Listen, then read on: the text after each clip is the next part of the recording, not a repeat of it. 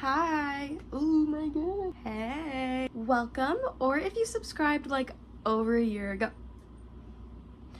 If you subscribed over a year ago, welcome back. Unfortunately, 2024 was the worst year of my life, so YouTube was literally the last thing on my mind. But Happy New Year, happy 2025. Maybe I feel it in my bones that this is gonna be my year. Or I'm delusional. So 2024 definitely had some of the hardest hardships I've ever had to go through. I had horrible mental health. I switched through 3 different jobs in like the span of 5 months, and I didn't have 1 or 2, but 3 childhood pets die in the span of like 6 months.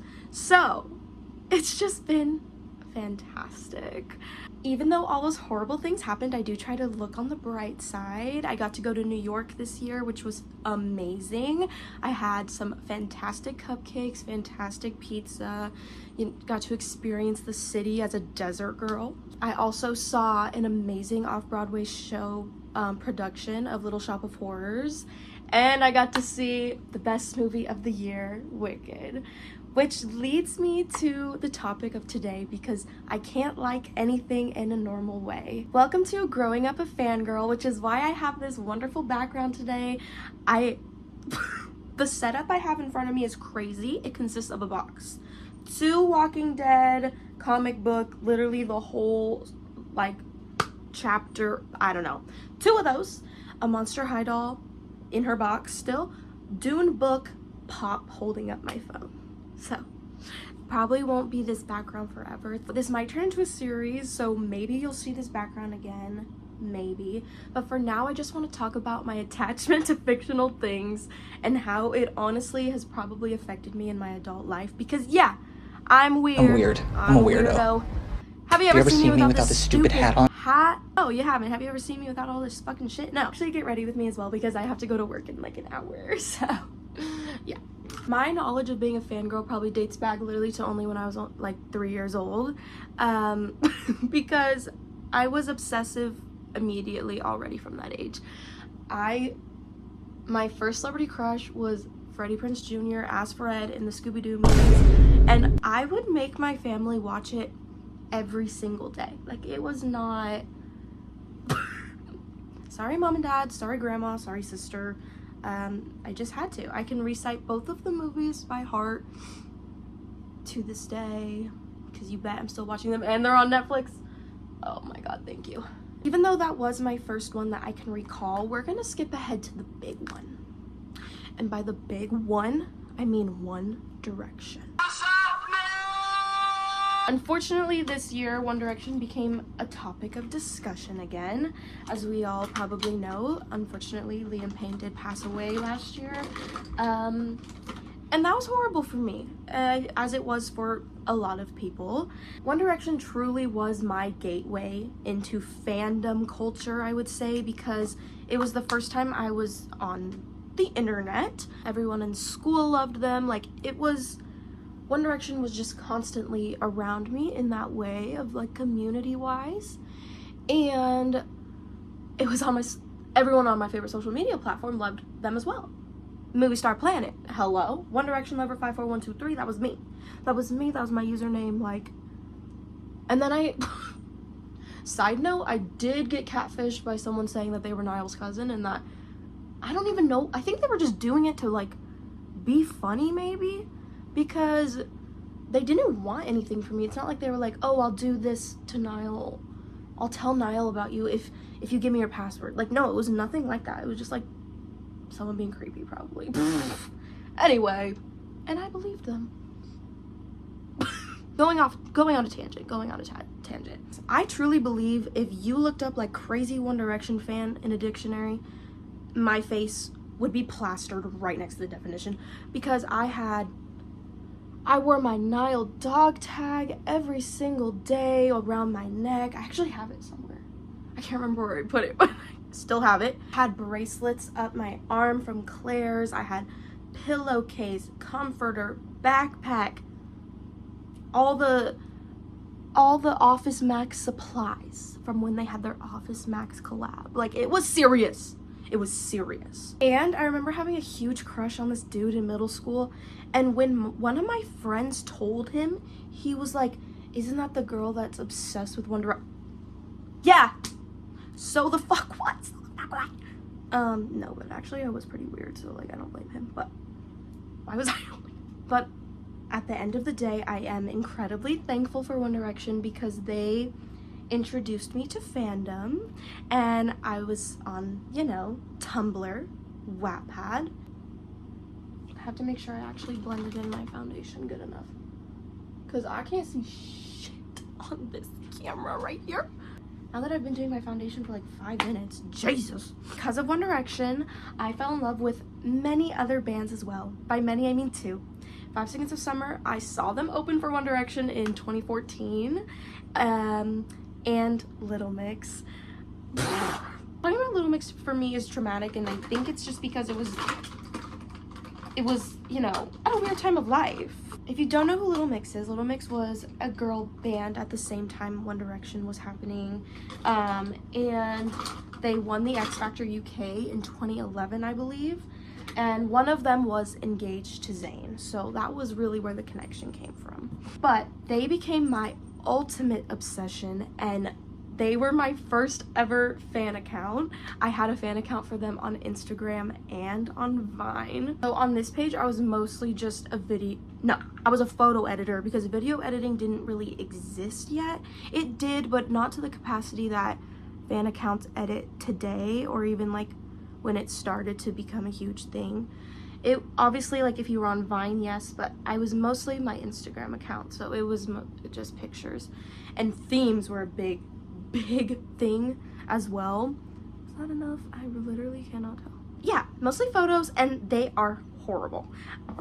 I do want to make like another video after this, which is why I say that this might be a series where we look at the fan accounts together, and we can look and see just how horrible everything was that I was posting.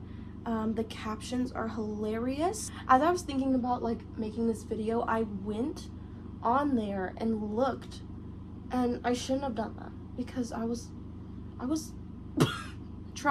traumatized just thinking about it. I missed like a whole spot on my face for my foundation, and I just don't even care.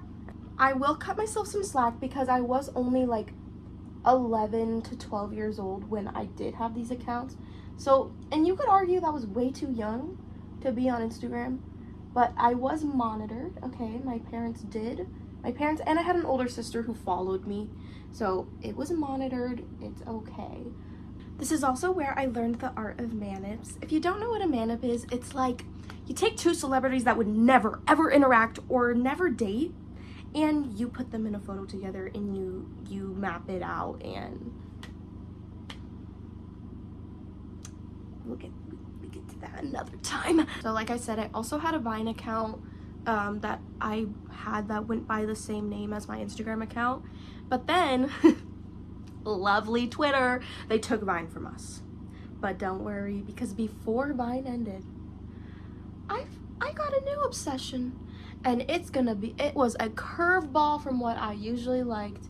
Because no, it wasn't a new band, it wasn't a singer, it was a fucking video game. And it was Until Dawn. Now, this is where everything I feel like truly takes a turn for my fandom life. Because I actually grew a true following during this time on Vine. I, made internet friends, like it was, you know, and I was a little bit older, and this is when I started video editing, like for real. And when I say for real, I just mean I got VideoStar. VideoStar was such a time. I know that do editors still use VideoStar? I know people use CapCut now. I don't know if VideoStar kind of got left in the dumps once CapCut started coming to life. Let me know, because I'm curious. This became not only an Until Dawn account, but also a gamer account where I would edit people like Markiplier and Jacksepticeye and PewDiePie. It was It was the time, okay? Really wish that I could go back and look at everything on this account, but I used to have an email link where I could look at my archived Vine account still, even though like Vine didn't exist, but it doesn't work anymore. I literally tried to the other night because I wanted to look at them and it didn't work anymore. And you know what? I blame Elon Musk. I don't know why, but somehow it's his fault. Once Vine faced its horrible fate of being sliced and diced off of the internet, all of us editors basically said our goodbyes, packed it all up, and made our way over to Instagram. And this is when my baby was born. My sweet, sweet girl. My new account, I really wanted it to just be multi-fandom. I didn't care what I was editing. And so the name Edits by Alex came to life. Edits with 2 S's, by the way, because the other one was already taken. This account had many trials, many triumphs. Edits by Alex started out as me just posting my old edits from Vine and seeing if I could like get my old community back, because even though I was posting everywhere on Vine, like, please follow me on Instagram, a lot of people I feel like didn't care that much, like to actually search people up and follow them. So I just started posting them and was like, hey, this is my edits on Vine. And I did get some people that like followed me afterwards and were there to support me again. It honestly wasn't working. So when I figured that out, I was like, okay, we got to bring in the big guns. And by the big guns, I mean a new editing program. And by a new editing program, I mean After Effects. And if you are an editor or you used to edit, you know what After Effects is. Where is my brush? Now, were my edits with this program good? No. At first they were horrible, and I was still editing like gamers and video games, but then I also started editing just like a bunch of other things. Like I would edit Teen Wolf and Descendants. Like I was multi-fandom. And then I remember getting my first 1,000 followers. I did have 1,000 followers on Vine, but it felt different on Instagram, okay? And I remember one time I was putting together an MEP. If you don't know what an MEP is, it's a multi-editor project where you would get like a really long song and then multiple people could have their parts in the video. And I was putting together mine at school during like, I don't know, some type of free time. And a girl turns around and she goes, what are you doing? And it was like this weird clip of PewDiePie dead center on my phone. And I was like, nothing. I'm not doing anything. I don't know what you're talking about. And I look back and I'm like, damn, people were not nice to me. And then I'm like, girl, you were weird. Girl, you were weird. But most of these people who made fun of me were my friends. And it wasn't in a nice way. So I don't really know what to think. I don't know. Maybe it was the character development I need, because I definitely needed to be humbled. So I take it with a grain of salt these days. I'm like, you know what? Maybe I deserved it. I also would edit things like My Babysitter's a Vampire. And these edits were like my first ones that did pretty good because they were nostalgia edits and people like those. So yeah, that was like a little bit of my big break, but then my big break came, okay? September 22nd, 2017. I saw a little movie called It. I got home from that movie, and the first thing that I did was make an edit of Finn Wolfhard and Wyatt Olaf, and it did amazing. And I was like, what is this? And after that, like every single edit that I posted, because it was something that was actually trending, and I wasn't doing it because it was trending, by the way. I did it because I was like, oh my god, something new I love. And that's pretty much what editing was to me. It was like, if I feel like editing it, I did. And that's why I was happy that I was a multi-fandom account. But then I pretty much just became an It and Stranger Things editor because I enjoyed the attention. I won't lie. I was 15 years old. I was like, holy shit, people love me. So yes, every edit I posted was doing pretty freaking good. And then I posted an edit of Finn Wolfhard's characters, Mike Wheeler and Richie Tozer. And it was my first edit that ever got 1,000 likes. And that was insane. I woke up in the morning to my best friend who is also an editor, and she was like, bet you got 100 likes, you got 1,000 likes. And I was like, what? My account started growing like crazy. And mind you, like I said, I was only 15 years old and I did not know how to handle it. I look back at this time of my life and it's so hard for me to think about, because it was like, I'm like, oh, that was the best time of my life, like I miss it, but it was also the hardest part of my life mentally. I started failing every single class in school because my life literally revolved around this account, which was incredibly unhealthy, but I couldn't help it.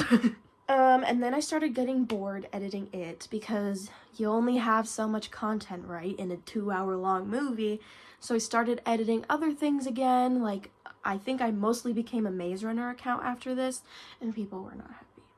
No. People were very, very upset with me.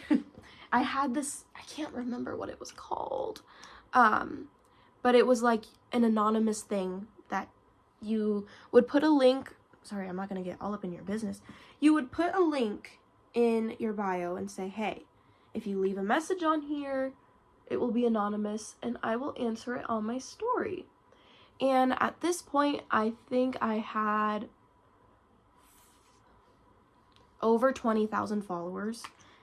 Oh, Saraha, I think it was called. I don't know, something like that. And yeah, so I would answer people's anonymous things, but most of the time people's anonymous things weren't very nice. There were a select few where people were just saying like, oh, like, I love your edits, you're so inspirational, and like, that felt good, which is why I kept the link up. But then there was a lot like just saying dumb shit like, oh, like, you are a betrayal to the It fandom because you don't edit them anymore, and or like, I don't like these certain parts of your edits. And I would just be like, I definitely didn't respond in a nice way because I was only 15 and I didn't know what I was doing. Like, I look back because, you know, stories are archived and you can go back and look at them, and I cringe at the way I responded, for sure. But I didn't know what else to say or do. And we can look at that. When we do this whole, like, looking back at the accounts video, we will look. Don't worry. With the way that my mental health was, I was over it. And I mean flat out, like, I didn't care how many followers I had. Like, I was like, I need something new, because I didn't want to stop editing. That was the last thing I wanted.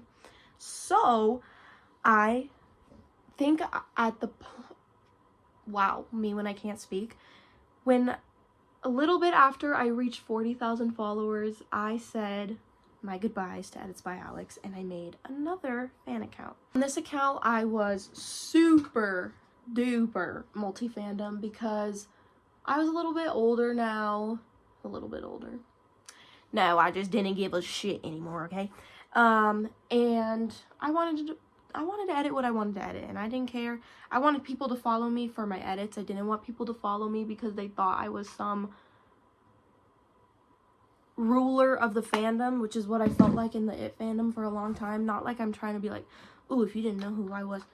Like, it was, I don't know, okay? I think, honestly, because I didn't have such a big following anymore is why I was, like, fine with being multi-fandom. Like, I just wanted to have fun at this point. Also made edits that were more personal to me, which I think allowed me to grow as an editor and also find my editing style a lot easier.